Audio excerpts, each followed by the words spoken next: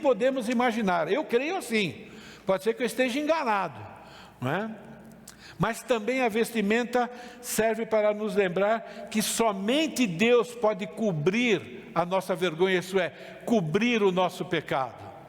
Em Deus nós encontramos perdão, em Deus nós encontramos restauração, graças ao sacrifício do Senhor Jesus.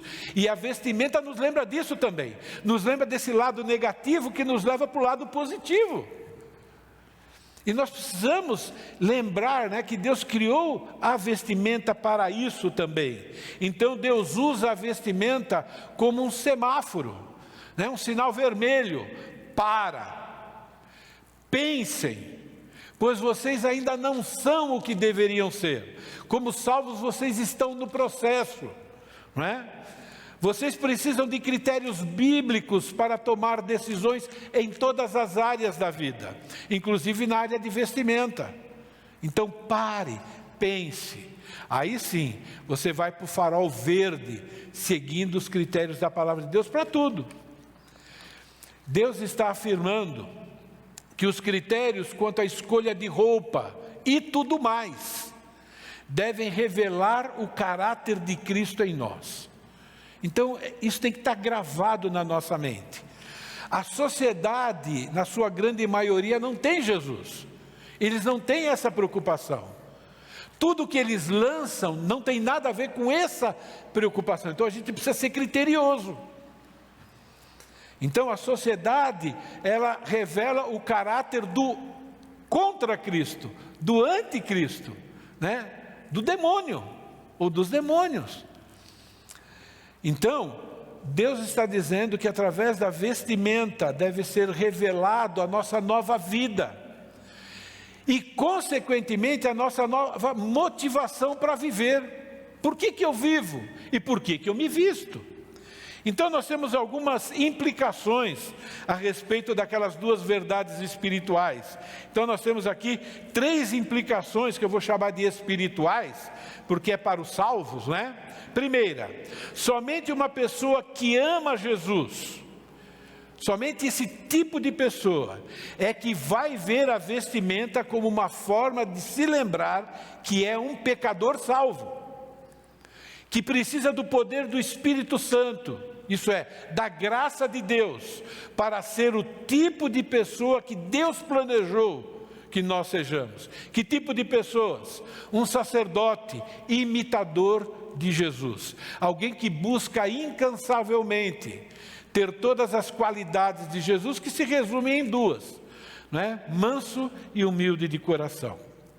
A segunda implicação, o fato de ainda não sermos o que devemos ser, precisamos que Deus nos instrua como fazer escolhas excelentes em todas as áreas, inclusive no que vestir e no que não vestir.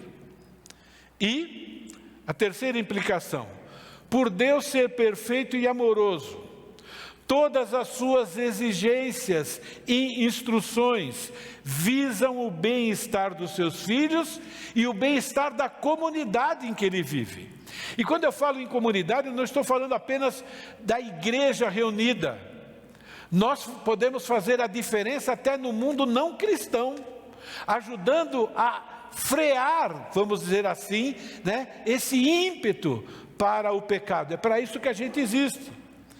Por isso, nós precisamos crer que alguns aspectos sobre a escolha de vestimenta não faz parte da liberdade cristã. Não faz parte, algumas. É interessante, eu fiz alguns exemplos aqui, não é? Há uma liberdade limitada quanto à cor de roupa? Pense nisso. Eu creio que há, depois eu vou explicar por quê. Há uma liberdade limitada quanto ao tecido que você vai usar? Bom, tem vários tipos de tecido. Tem agora tecido que foi criado para demonstrar uma certa transparência, foi criado para marcar mais o corpo, não é verdade? Então existe uma liberdade limitada para isso, não é? O da cor ainda não falei, mas estou falando desse que é mais fácil. Existe uma liberdade limitada quanto ao cumprimento, isso todo mundo concorda, pelo menos os cristãos. Todo mundo não, né? Todo mundo cristão, né? E nem assim acho que eu posso falar, mas existe uma liberdade limitada. A Bíblia mostra que inclusive existe uma liberdade limitada quanto ao valor gasto com vestimenta. E nós vamos tratar isso mais para frente. Então, irmãos, existe uma liberdade limitada, porque existe uma lei maior, que é a lei pelo amor a Deus, e existe a lei pelo amor ao próximo. Por exemplo, quanto à cor. Você vai num casamento, você é convidado, por exemplo, para ser padrinho, e agora você tem uma regra de cor para seguir. E quem está falando é alguém que acha isso muito esquisito e fica muito bravo em ter que gastar dinheiro com isso, tá bom? Mas eu comecei através dessa mensagem a dizer, peraí, a lei do amor ao próximo me ajuda a tomar uma decisão em relação a isso ou não, seguindo outros princípios da palavra de Deus. E agora, ou eu me sujeito por amor ao próximo, até aceitar uma cor que eu acho horrível, ou não. E aí é uma demonstração de amor, não é? Pense nisso, tá bom? Agora, quanto à cor, você pode colocar um ponto de interrogação à vontade, mas quanto aos outros critérios que eu apresentei aqui, eles são bíblicos. É muito mais fácil da gente entender como é que se aplica. A nossa liberdade sempre ela vai ser limitada pela lei do amor a Deus e amor ao próximo. Bom, tendo essas verdades em mente, eu quero entrar agora em 1 Timóteo, capítulo 2, versículos 9 e 10. E eu já disse que eu só vou entrar, né? Nós não vamos nos aprofundar, tem muito ensino bom aqui, não é? Da mesma forma, quero que as mulheres, e agora toda vez que eu ler esse texto, eu vou colocar mulheres e homens por conta própria, tá bom? Eu não estou torcendo as escrituras, mas eu já falei que essa verdade se aplica a todos. Então, da mesma forma, eu quero que mulheres e homens se vistam modestamente, com decência e discrição, não se adornando com tranças, nem ouro, nem pérolas, nem roupas caras, mas com boas obras, como convém a mulheres e homens que professam adorar a Deus. Temos uma instrução aqui sobre como nos vestir e como não nos vestir. Deus escolheu nos ensinar desta maneira. Esse texto afirma categoricamente, irmãos, que a vestimenta deve ser usada como um meio de comunicação. Ela já é usada pelo mundo desse jeito. Um dia vamos falar a respeito disso. Mas Deus está dizendo que nós, sacerdotes e discípulos de Jesus, devemos conscientemente, por isso que temos que usar a nossa mente, a palavra de Deus, temos que conscientemente usar a nossa vestimenta como um meio de comunicação. Você que é sacerdote cristão, deve comunicar, não é uma opção. Você deve comunicar quem você realmente é e o que você realmente acredita através da vestimenta também. Senão nós não teríamos esse texto da palavra de Deus. Por isso que não dá mais para usar sem pensar. No mínimo você tem que sentar, ou em pé, ou conversar com Deus. Lembrar quem nós somos, para que nós existimos. E aí, né, dentro de toda essa iluminação, escolher a roupa adequada para cada situação. Querendo ou não, a Bíblia afirma que a vestimenta foi dada por Deus, para que você comunique ao mundo quem você é.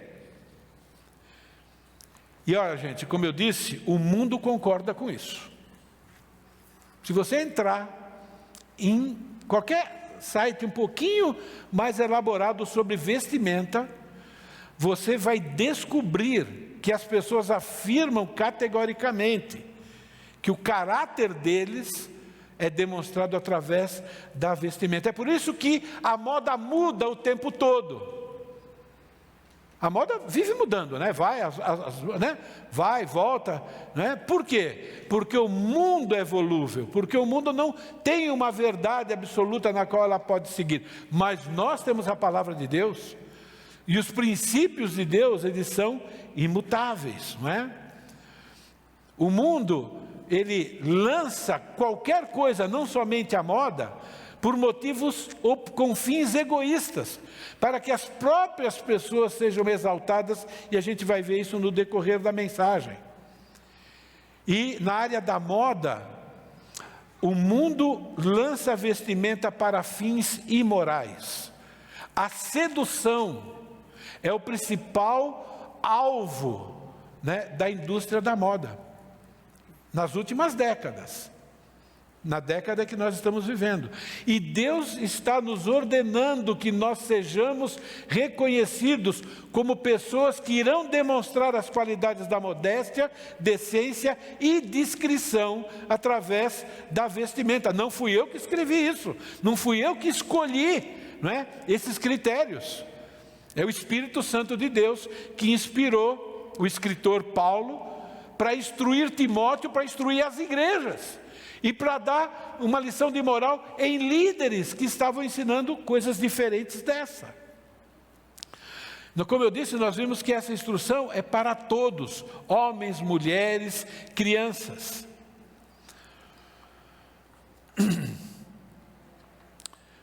Nós já estudamos que para desejar vestir-se, tendo esses critérios, modéstia, decência e discrição, é necessário ser salvo.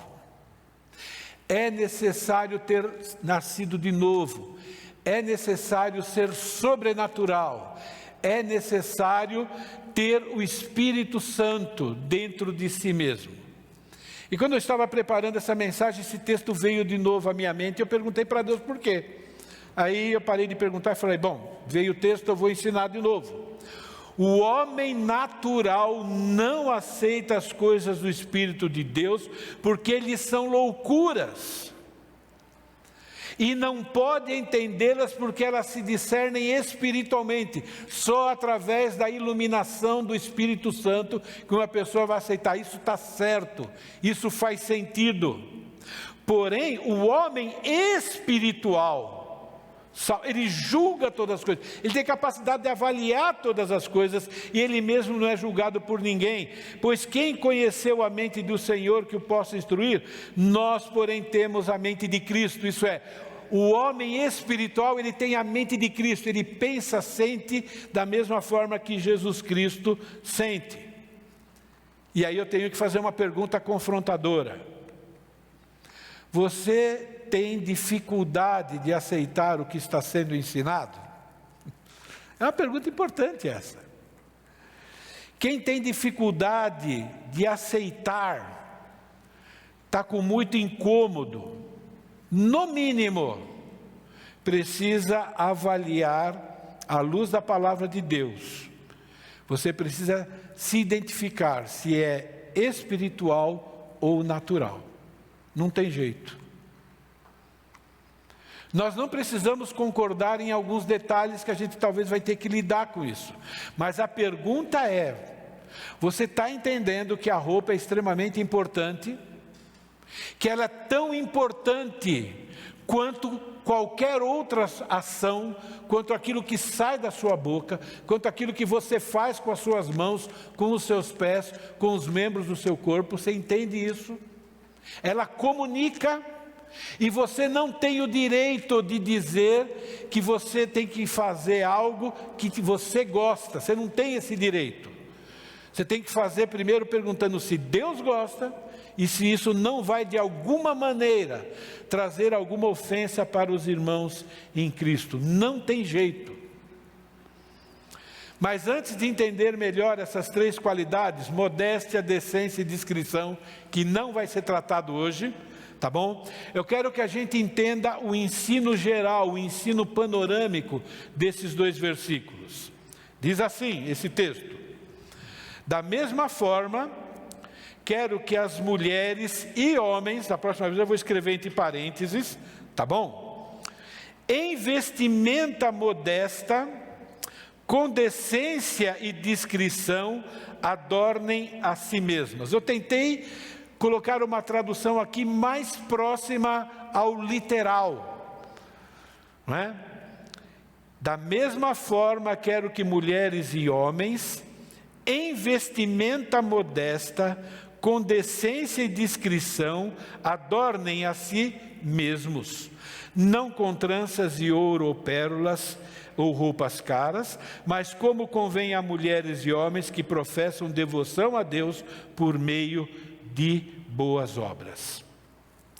Primeira observação: o assunto principal é adorno.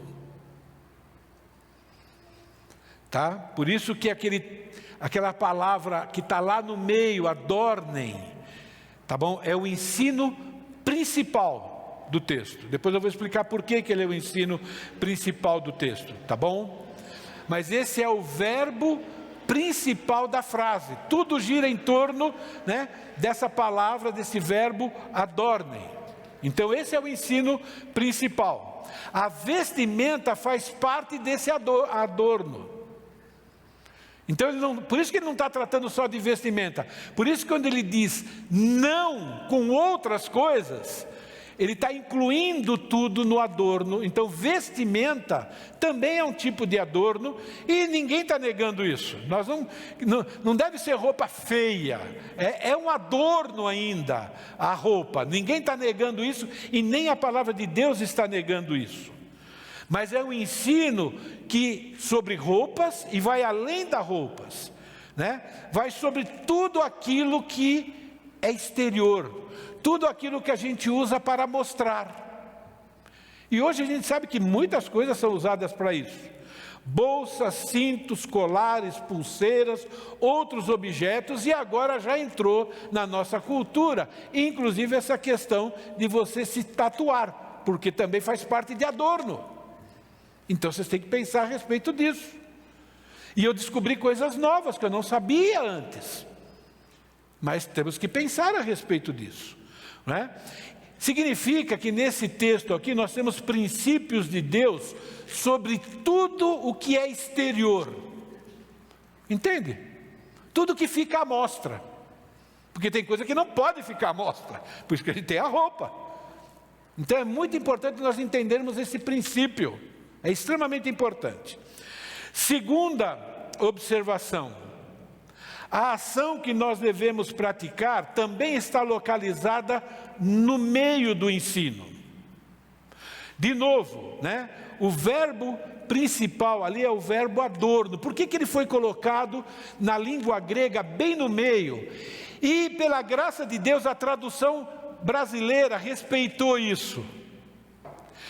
Ele está no meio por quê? Porque ele começa a mostrar como eu faço isso positivamente e como eu faço negativamente. Isso é, o que eu posso fazer e o que eu não posso. Por isso que ele está bem no meio.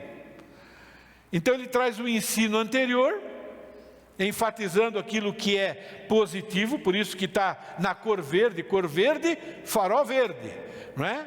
Então, o que devemos fazer? Como eu tenho que me comportar? Como é que eu tenho que agir? Inclusive, como é que eu devo me adornar?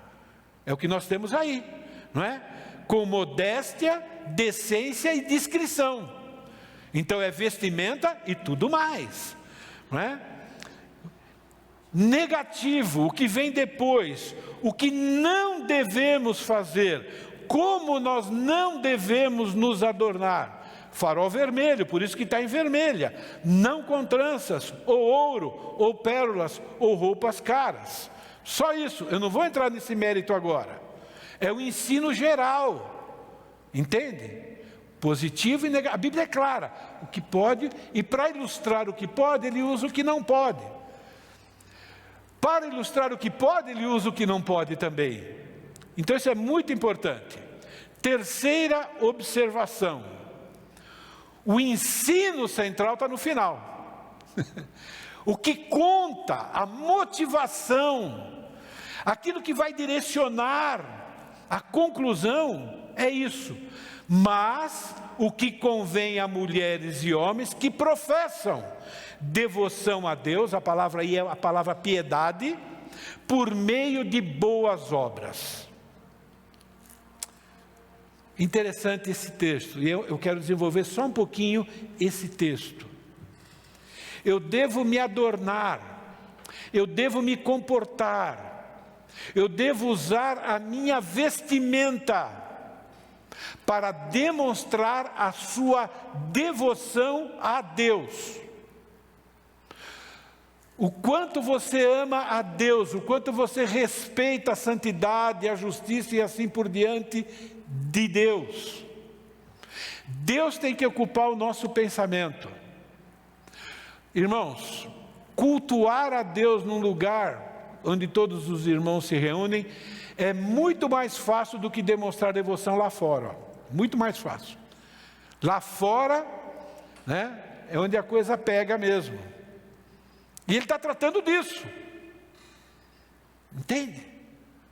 E ele resume devoção a Deus por meio de boas obras. O ensino central aqui é seguido pela orientação, demonstrar o quanto nós somos leais ao nosso Deus. Deus ordena que demonstremos o nosso amor a Ele, a nossa devoção a Ele, a nossa lealdade a Ele, também através das nossas vestes, através do nosso exterior. Por isso você tem que saber o que Deus gosta e o que Deus não gosta. Com todo respeito, pouco importa para Deus o que eu gosto ou o que eu deixo de gostar. Por isso que Ele me ensina o que eu preciso gostar. Porque eu tenho uma velha natureza, vocês eu não sei. Eu acredito que vocês têm um Pierre dentro de vocês também. Mas se vocês não têm, eu tenho ainda um velho Pierre dentro de mim. E esse velho Pierre não morreu não. Ele não foi tirado e nem vai ser tirado de mim enquanto eu estiver nesse corpo. Eu posso esmagá-lo, eu posso controlá-lo, mas ele está lá dentro de mim, querendo guerrear. Entende? O cristão e sacerdote de Deus não se veste para si mesmo. Eu escrevi aqui, nem para satisfazer os seus desejos, nem para agradar a namorada, nem para agradar o namorado, nem para agradar o esposo, nem para agradar a esposa. Ele se veste em primeiro lugar para agradar a Deus. E se, ao agradar a Deus, conseguir agradar também esposa, namorado, beleza, ótimo.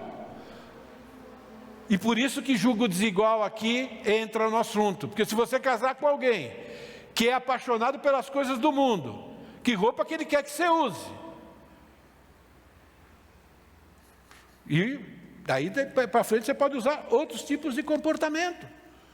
Como nós temos a mente de Cristo, nós vamos conseguir agradar uns aos outros através da roupa, se nós também, buscarmos a unidade em torno da palavra de Deus, de como nós podemos nos vestir de maneira ordeira, de maneira decente e com discrição.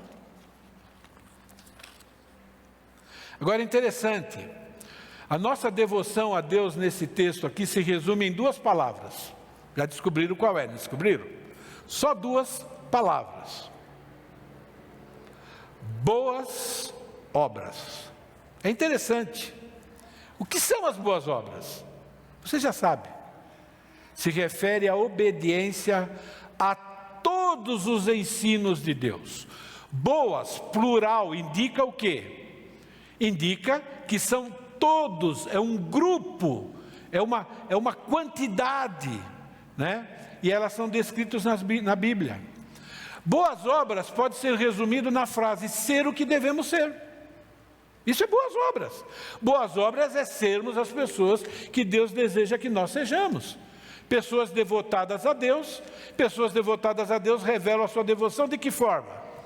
De que forma um bom marido revela a sua devoção pela esposa? Tentando descobrir tudo que agrada a esposa, seleciona aquilo que é bíblico, se for tudo melhor ainda, e se mata para fazer, para agradar a esposa. É bíblico isso, isso é devoção. A Deus é a mesma coisa. Só que para Deus você não precisa selecionar o que é pecado, porque Ele já revelou para você tudo o que é bom. É interessante, irmãos, o resumo do plano de salvação. confirma o plano de vivermos baseado nessas duas palavras, boas obras. Mostra que boas obras resume a obediência de todos os mandamentos. Por isso que a gente costuma dizer, não por obras, mas para obras. Vocês são salvos pela graça. Eu sei que vocês conhecem esse texto. Mas vocês são salvos pelo poder irresistível. É isso que significa a graça de Deus. Ele começa a apresentar um poder para nós. Porque esse poder vai ser necessário depois da salvação estar sendo concluída. Por meio da fé, isso não vem de vocês, é dom, é um presente, é uma dádiva, é algo que Deus dá de graça. Não por obras, isso é, não por esforço humano, em ações escolhidas pelo ser humano. É essas boas obras que não salvam, entende? Não por obras, isso é, não por aquilo que você escolhe, que você seleciona. Por quê? Porque ninguém tem obras para dar para Deus que valha a sua redenção. Para que ninguém se glorie. Porque somos criação de Deus. O que significa isso? Paulo já ensinou em outro lugar. Nova criatura. Você agora recebeu um novo nascimento. Foi tirado de você um coração de pedra, foi dado um coração de carne. Aquela parte que estava morta em você em delitos e pecados, né? Aquela parte espiritual, agora tem o Espírito Santo ali, nova criatura, não é? Agora você é uma pessoa que tem uma consciência boa, uma consciência que pode ser trabalhada. Você agora tem uma fé genuína, uma fé sem fingimento, que pode continuar sendo sem fingimento. Então, somos criação de Deus, realizado em Cristo Jesus, para fazermos as boas obras, nas quais Deus preparou de antemão para que andássemos nela. Deus preparou, o padrão das boas obras é o próprio Deus.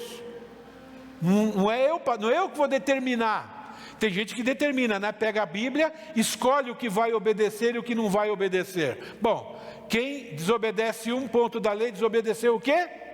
Todas. Quando você escolhe qual pecado vai obedecer, qual mandamento vai obedecer, e qual você vai deixar para lá por algum motivo, você quebrou toda a lei. Então, Deus preparou de antemão para que nós a praticássemos. Aqui agora entra o esforço humano para praticar as ações determinadas por Deus na sua palavra, através do poder do Espírito Santo, que também não salva. Revela que nós somos nova criatura. Por isso, o ensino sobre vestimenta está incluído essa afirmação, como convém a homens e mulheres que professam piedade. A palavra piedade é que professam devoção a Deus. E como é que isso é demonstrado? Falando da boca? Por meio de ações, por meio de obras. Filhinhos, amemos não somente de palavra. Temos que amar de palavra. Temos que falar para Deus que nós o amamos. Mas não somente de palavras, mas de fato e verdade. A palavra fato lá é ergon, trabalho, ação. Demonstrar a nossa devoção a Deus, seguindo os princípios bíblicos sobre vestimenta, é uma das boas obras que Deus preparou. Faz parte do nosso estilo de vida. Então nós não podemos agora cair nessa onda do mundo, dizendo que vestimenta não tem nada a ver com caráter, que vestimenta tem a ver com aquilo que eu gosto, tem a ver com aquilo que eu prefiro. Isso não é cristianismo, está longe de ser cristianismo, isso é mundanismo. Observe a harmonia desses textos com aquele texto que eu comecei a ler para vocês no início de 1 Pedro. Veja a harmonia, a coerência dos ensinos bíblicos. Por isso que a palavra de Deus é imutável. Amados, insisto em que, como estrangeiros e peregrinos no mundo, vocês se abstenham dos desejos carnais que guerreiam contra a alma. Vivam entre os pagãos de maneira exemplar, para que aquilo em que eles acusam de praticarem o mal, observem as boas obras. As boas obras não segundo o padrão do mundo. Porque segundo o padrão do mundo, aquilo lá não presta, o que a gente faz não presta para nada. Segundo o padrão de Deus, as boas obras que vocês praticam, e glorifiquem a Deus lá no dia da intervenção. Lá eles vão entender. E não tem muito o que fazer depois. Irmãos, todos nós, sem exceção, enfrentamos essa guerra contra a nossa velha natureza. Todos nós temos desejos e motivações egoístas. Todos nós. E a roupa é usada muito para isso. A joia, corte de cabelo, eu escrevi aqui. Não vou deixar de falar. Coloquei tatuagem, coloquei maquiagem, coloquei contorno do corpo. Tudo isso aqui, irmãos, pode ser usado de maneira egoísta. E você agora precisa avaliar o coração. Eu tenho que avaliar o meu coração. Precisamos. Deus afirma na sua palavra que nós devemos ser pessoas que se destacam pelo comportamento. Comportamento aqui é sinônimo, ou de boas obras ou de más obras, do ponto de vista de Deus. E a Bíblia diz que nós temos que ser diferentes. Se vocês pegarem a lei do Antigo Testamento, existiam várias leis lá, que o propósito era para que eles simplesmente não se parecessem com o povo daquela região, que sacrificavam crianças e assim por diante, para não serem confundidos. Os critérios para determinar se a minha, se a sua, se as nossas obras são más ou boas, esse critério é prerrogativa de Deus. Não é o meu achismo, não é o que a maioria pensa, não é o que a determinada comunidade aceita, mesmo que a igreja tenha aceito, pode ser que ela tenha aceito uma má obra, por não ter entendido corretamente a palavra de Deus. Então, o critério, a prerrogativa é de Deus. Por isso que a Bíblia diz que Deus preparou de antemão para que andássemos nelas. As boas obras, de novo, são os princípios bíblicos que devem reger a nossa existência. O que significa a nossa existência? Reger o que eu penso, o que eu falo, o que eu faço, o que eu deixo de fazer, tudo. E inclui vestimenta. Eu vou parar por aqui. Tinha mais páginas para falar, mas eu creio que é suficiente. Eu sempre vou além, porque eu não sei como é que Deus vai conduzir, não é? Mas na próxima semana nós vamos continuar falando a respeito disso e de tudo, irmãos, que envolve, né, a vestimenta e todos esses princípios. Mas é muito importante que nós tenhamos isso em mente. Deus nos ensina que, como discípulos de Jesus, como sacerdotes de Deus, nós devemos viver no meio do povo, no meio dos descrentes. Temos que viver no meio deles. Nós não somos do mundo, mas nós estamos no mundo. Mas nós temos que viver com comportamento adequado e usando a vestimenta como uma das boas obras que Deus preparou para nós. Então nós devemos usar a nossa vestimenta como uma que demonstra, por exemplo, um coração transformado, valores transformados, desejos transformados, para a honra e glória do nosso Deus. Amém? Obrigado, Deus, pela Tua palavra, mais uma vez, que tem nos levado, tem nos exortado, nos estimulado, ó Pai querido, a estarmos olhando para dentro de nós mesmos, para os nossos pensamentos, palavras e ações que vão muito além da vestimenta, né, para todo o nosso comportamento, ó Pai, para que nós possamos realmente ser bons sacerdotes, para que possamos realmente fazer a diferença naqueles que o Senhor escolheu, ó Pai querido, também para serem sacerdotes. As pessoas que não foram eleitas pelo Senhor sempre vão nos odiar, sempre irão nos criticar. Algumas dessas pessoas talvez ainda são escolhidas do Senhor e um dia vão mudar, ó Pai querido, de pensamento. Então nós não devemos, ó Pai querido, nos preocupar com o que as pessoas pensam de nós. Nós temos que viver aqui deste mundo, ó Pai querido, de tal forma que sejamos atração, ó Pai querido, para aqueles que o Senhor escolheu para que sejam iguais ao Senhor e que também irão nos imitar através do processo do discipulado. Obrigado mais uma vez, Deus, pela paciência que o Senhor tem tido conosco. Obrigado, ó Deus, pela maneira como o Senhor tem protegido esta igreja de maneira especial em relação, ó Pai querido, a essa pandemia. O Senhor tem nos poupado, ó Pai querido. Mesmo aqueles que foram contaminados, o Senhor tem protegido. Ainda não perdemos nenhuma vida, ó Pai querido, por causa disso. E os irmãos estão sendo sustentados, ó Pai querido, mesmo diante desse caos econômico que nós começamos a viver e que pode piorar, ó Pai. Eu peço que o Senhor continue nos protegendo. Que nós também entendamos, ó Pai querido, que essa proteção, em muito, ó Pai querido, tem a ver com a nossa obediência ou não ao Senhor. Eu sei, ó Pai querido, que muitas pessoas fiéis e obedientes também estão partindo, também estão indo para a eternidade por causa da Covid.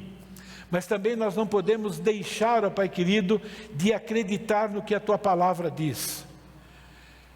Que a nossa proteção, ó Pai querido, também depende em parte da nossa obediência, da nossa devoção ao Senhor. Então pedimos que o Senhor continue nos protegendo. Pai, eu sei que não é do Teu agrado essa impossibilidade imposta sobre nós de não podermos Te cultuar, ó Pai querido, como igreja, como família. Se alguém tem que decidir isso, ó Pai querido, tem que ser o próprio cristão, aquele que tem a tua mente, que deve avaliar diante do Senhor cada circunstância e decidir. Mas essa imposição, ó Pai querido, nós sabemos que vem, ó Pai querido, do Deus desse século. E pedimos que o Senhor nos livre dessa imposição. E se o Senhor não nos livrar, ó Pai querido, que o Senhor nos dê sabedoria em como nós devemos agir no futuro. Estamos, ó Pai querido, como líderes dessa igreja, buscando a Tua perfeita vontade. Por isso que nós estamos voltando para a palavra, nos debruçando na Tua palavra, ó Pai querido, e tentando entender todos os princípios envolvidos para que a gente possa conduzir a Tua igreja, ó Pai querido, na Tua palavra. Nos ajuda, Pai querido, a termos bom êxito nesse propósito, para a Tua honra e Tua glória. Em nome de Jesus. Amém.